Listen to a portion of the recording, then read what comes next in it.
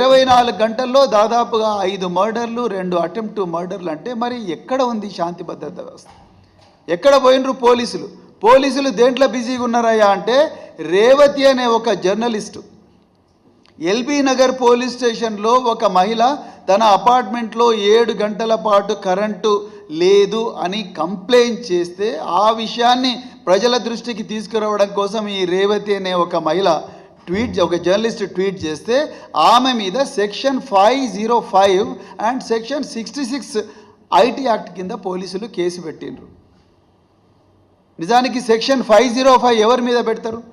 ప్రజల లోపల భయాందోళన సృష్టించి, ప్రజల లోపల విద్వేషం రగిలించి, ప్రజలు 2 గుంపులుగా మారి ఒకరికొకరు కొట్టుకోవడం కానీ, లేకపోతే రాజ్యం మీద తిరుగుబాటు చేయడం కానీ, అవన్నీ చేయడానికి ప్రేరేపిస్తే అప్పుడు సెక్షన్ 505 అనేది ఇన్వోక్ చేస్తారు పోలీసులు. మరి అలా రేవంత్ రెడ్డి గారి ఆదేశాలు ఏమున్నాయి?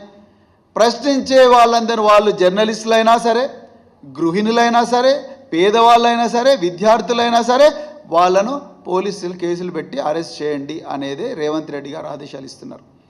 హిట్ టీవీ యాప్ ని డౌన్లోడ్ చేసుకోండి. ఇందులో short news, live news, entertainment movies అన్ని అవైలబుల్ గా ఉన్నాయి. Please download hit TV app.